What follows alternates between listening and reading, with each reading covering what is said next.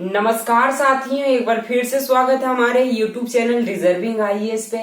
मैं अमित कुमार हाजिर हूँ आपके सामने एक महत्वपूर्ण न्यूज पर चर्चा करने के लिए। और ये जो न्यूज है ये सीधे अमेरिका से निकल कर आ रही है। न्यूज है हमारा, अमेरिकी सुप्रीम कोर्ट ने गर्भपात कानून को किया समाप्त।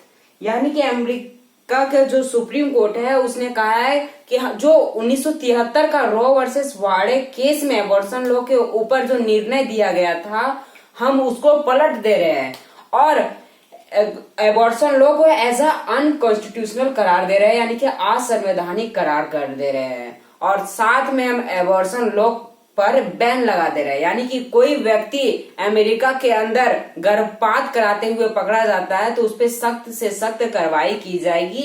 ये अमेरिकी सुप्रीम कोर्ट का निर्णय आया था। याद कीजिए, आज से लगभग 1.5 महीने पहले मैंने एक सेशन करा था जिसमें मैंने बताया कि अमेरिकी सुप्रीम कोर्ट का एबॉर्शन लॉ के ऊपर एक ड्राफ्ट आने वाला था, यानी कि एक कानून आने वाला था, उसका ड्राफ्ट लीक हो गया। ये आज से लगभग मैंने 1.5 महीने पहले बताया था, ठीक है।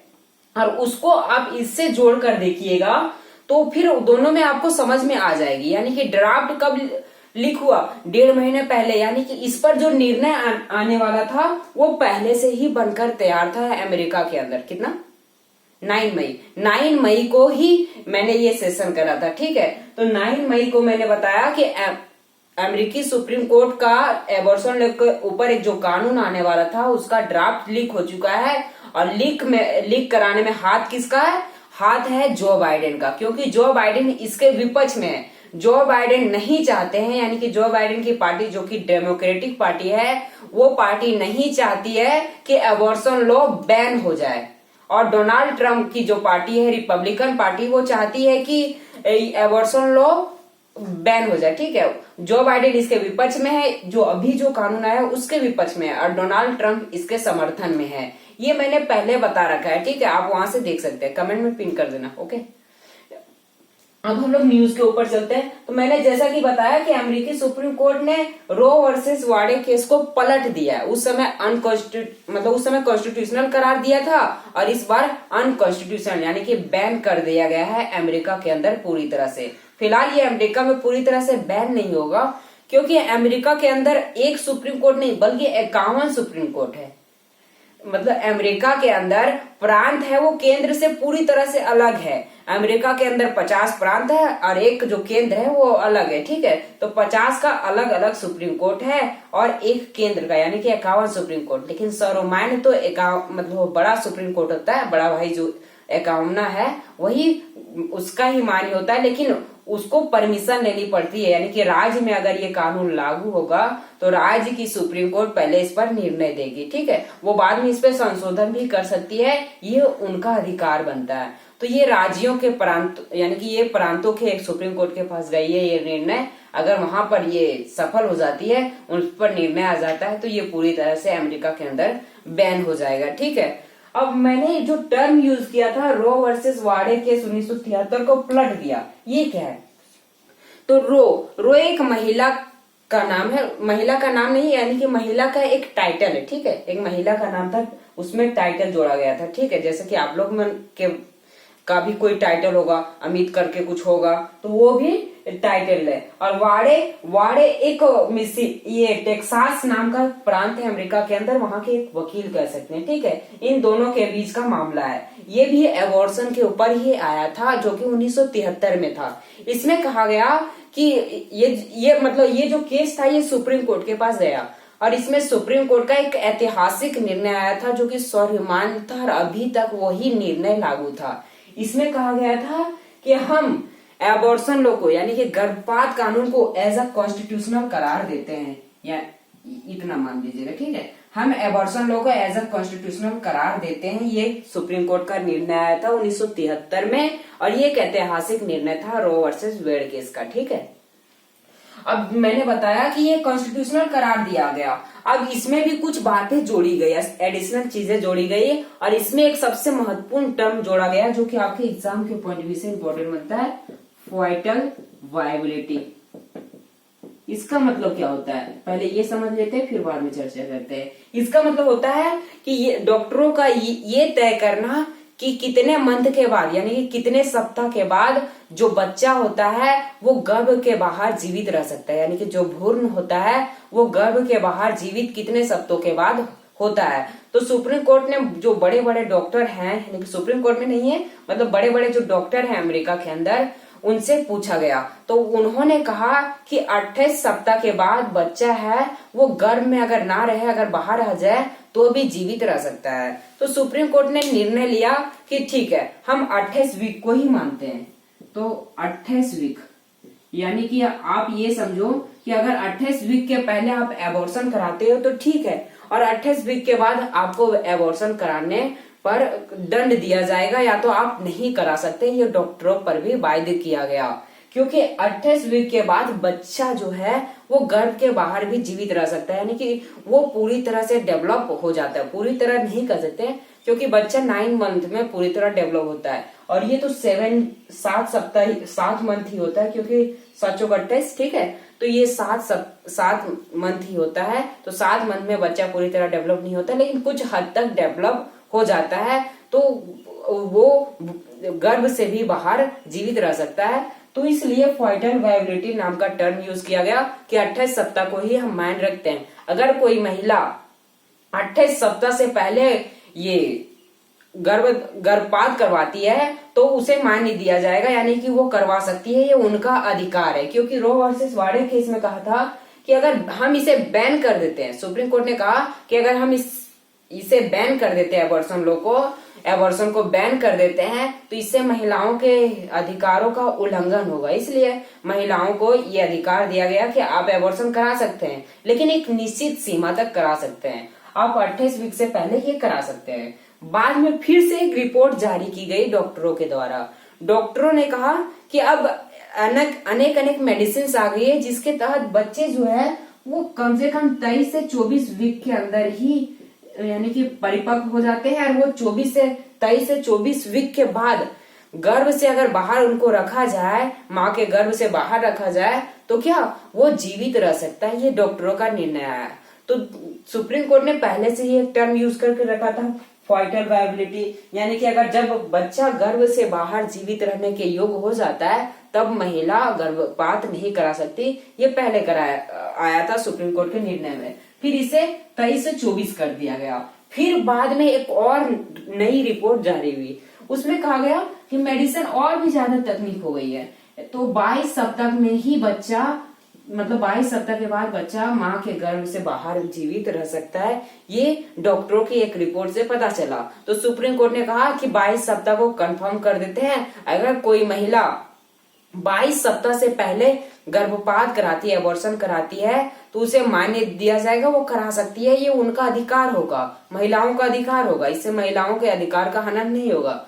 लेकिन अगर महिला 22 सप्ताह के बाद कराती है तो उस पर दंड दिया, मतलब उनको दंडित किया जाएगा। और डॉक्टरों को भी वार्न किया गया कि 22 सप्ताह के बाद एबॉर्शन करना मना है। चाहे आप, मतलब वो वास्तविकता अलग हो सकती है कि घूस देकर डॉक्टरों से कराया जा सकता है, लेकिन डॉक्टरों को भी वायदे किया गया था कि आप एबॉर्शन नहीं करा सकते, मतलब नहीं करवा सकते। ठीक है, तो ये रो वर्सेस वाडे केस में आया था फॉइटल वायबिलिटी नामक टर्म।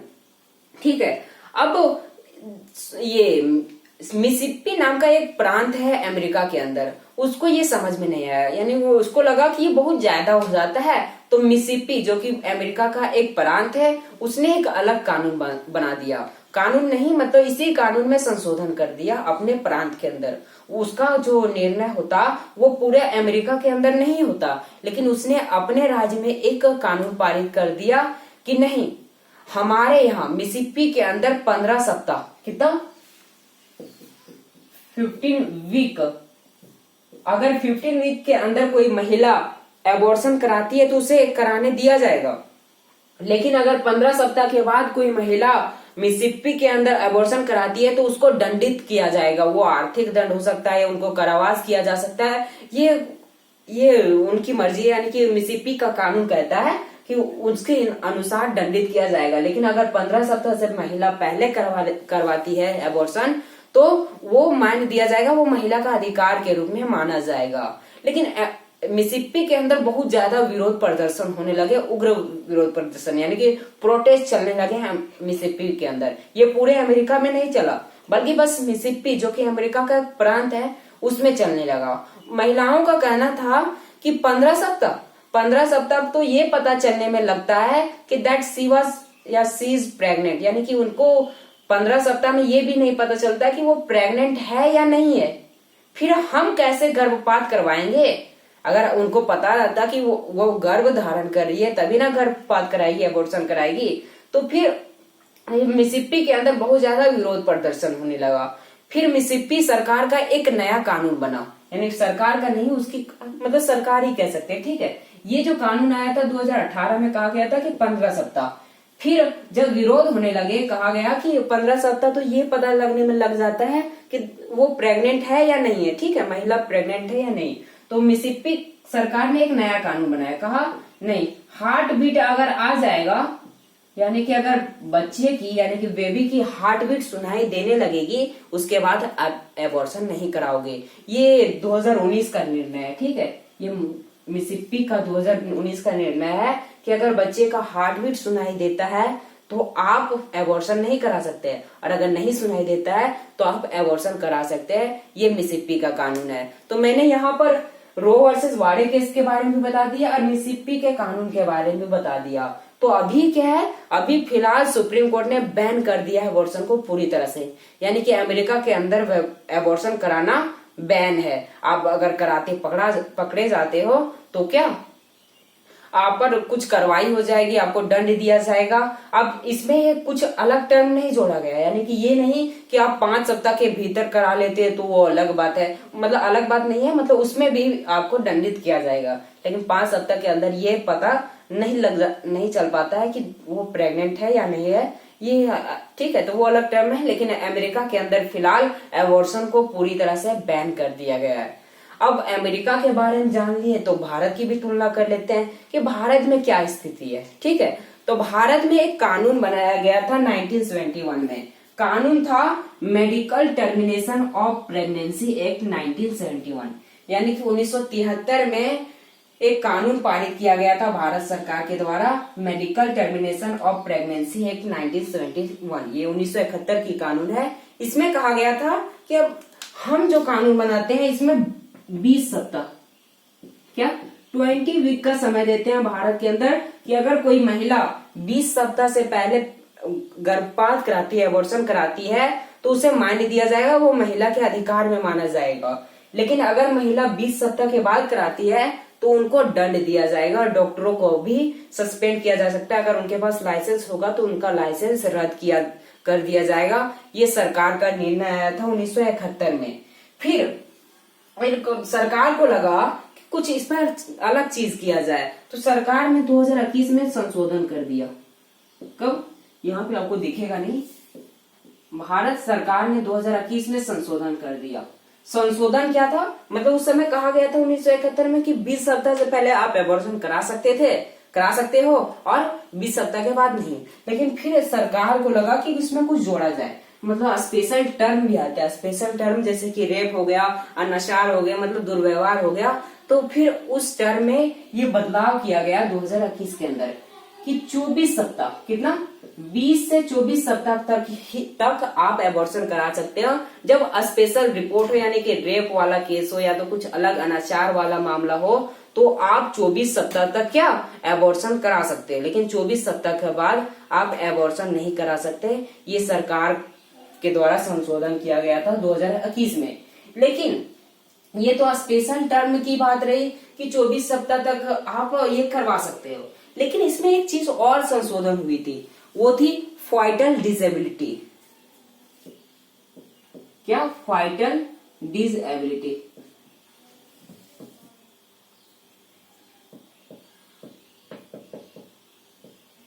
ये आप ऐसे फॉइटल डिसेबिलिटी नामक टर्म जोड़ा गया। इसमें कहा गया था फॉइटल डिसेबिलिटी का मतलब होता है भ्रूण की असक्षमता, ठीक है, कि अगर कोई महिला बच्चे पैदा करने में असमर्थ है तो वो कभी भी चाहे वो 8 मंथ का हो या तो 7 मंथ का बच्चा हो, वो करवा सकती है। यानी कि डॉक्टरों को ये डॉक्टरों को यह स्पष्ट होना होगा कि अगर महिला असमर्थ है बच्चा पैदा करने में तो वो गर्भपात करा सकती है, चाहे वो कितने मंथ का भी बच्चा हो या बच्चा आने को ही कहा नहीं हो, यानी कि वो 9th मंथ का भी होगा और बच्चा पैदा नहीं होगा, उस समय भी ये करवा सकती है एबॉर्शन, क्योंकि उससे माँ की जान को खतरा हो सकता है। ये भारत सरकार का निर्णय था और फाइटल डिसेबिलिटी नामक टर्म जोड़ा गया था कि भ्रूण की अक्षमता की स्थिति में भारत में कि कभी भी किसी भी स्थिति में करवाया जा सकता है। ठीक है, तो ये 2021 की संशोधन थी। तो आई होप आपको मैंने ये बता दिया